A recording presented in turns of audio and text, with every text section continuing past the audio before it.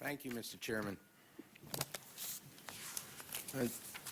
And thank you, Secretary Powell, for your testimony here today and for your dedicated service to our country. As you know, I have long been a personal admirer of yours, and thank you again for your commitment and service. Secretary Armitage, the administration has asked that you be allowed to testify tomorrow in place of Condoleezza Rice.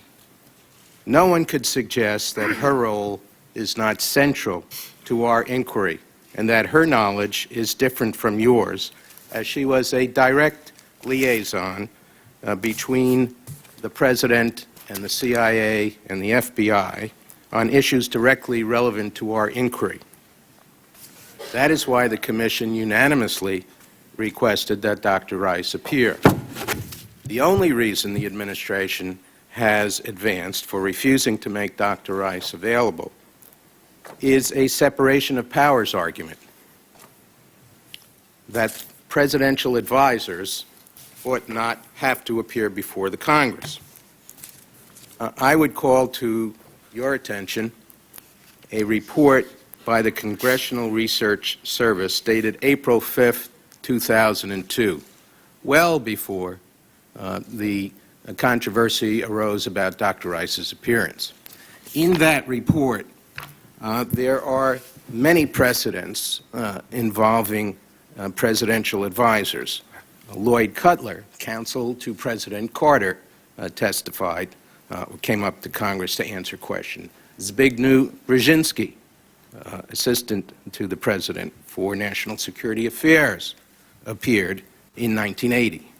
Samuel Berger appeared as a Deputy Assistant to the President for National Security in May of 1994. He reappeared as in his function as National Security Advisor in September of 1997.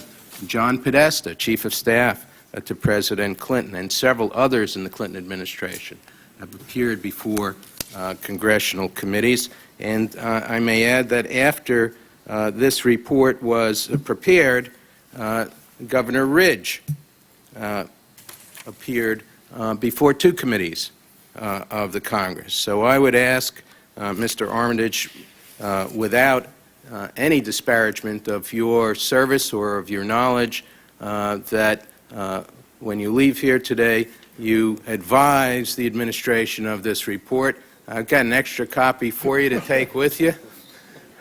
And we ask again in all seriousness that Dr. Rice appear.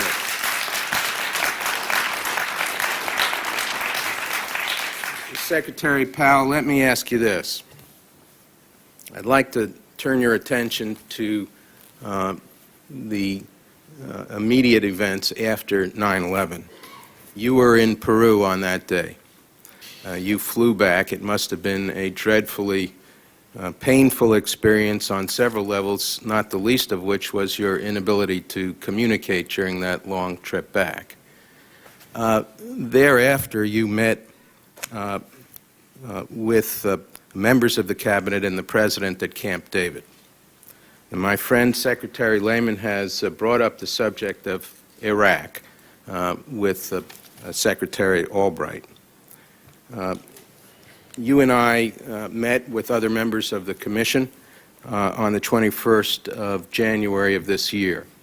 On that occasion, you advised us of a full-day meeting on Saturday, September 15th, in which the question of striking Iraq was discussed. You advised us that the Deputy Secretary of Defense advanced the argument that Iraq was the source of the problem and that the United States should launch an attack on Iraq forthwith. You advised us that Secretary Wolfowitz was unable to justify that position. Have I accurately described your recollection of what occurred? There was a meeting of the National Security council that Mr. Wolfowitz also attended on that day at Camp David, as you described. There was a full day of discussions on the situation that we found ourselves in, who was responsible for it, and as part of that full day of discussion, Iraq was discussed, and Secretary Wolfowitz raised the issue of whether or not Iraq should be considered for action during this time. And after fully discussing all sides of the issue, as I think it is appropriate for such a group to do, the President made a tentative decision that afternoon. I would call it a tentative decision that we ought to focus on Afghanistan, because it was clear to us at that point that al-Qaeda was responsible, the Taliban was harboring al-Qaeda, and that should be the objective of any action we were to take. He did not dismiss Iraq as a problem, but he said, first things first, we will examine all of the sources of terrorism directed against the United States and the civilized world, but we'll start with Afghanistan. Now, he confirmed that over the next couple of days in meetings we had with him. And when he came back down from Camp David and we met on Monday, he made it a firm decision and gave us all instructions as to how to proceed. And then he announced that to the nation later in the week. And so he heard arguments, as he should, from all members of his administration on the different alternatives. I think this is what the President would expect us to do. And he decided on Afghanistan. Excuse me. You have characterized Secretary Wolfowitz. This last question. Just time. Secretary Wolfowitz's position as whether or not we ought to attack Iraq. Is it not the case that he advocated for an attack on Iraq? He presented the case for Iraq and whether or not it should be considered along with Afghanistan at this time.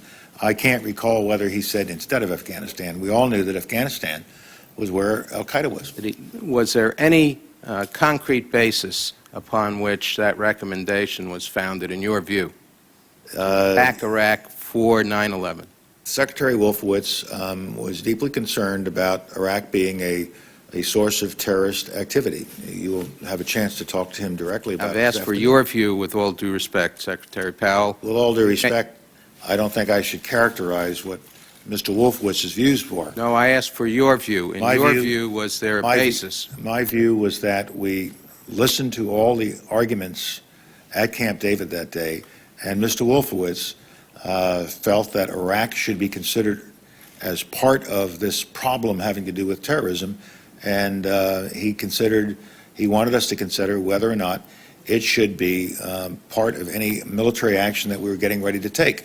We all heard the argument fully. We asked questions back and forth, and where the President came down was that Afghanistan was the place that we had to attack, because the world and the American people would not understand if we didn't go after the source of the 9/11 terrorists. I'm out of time.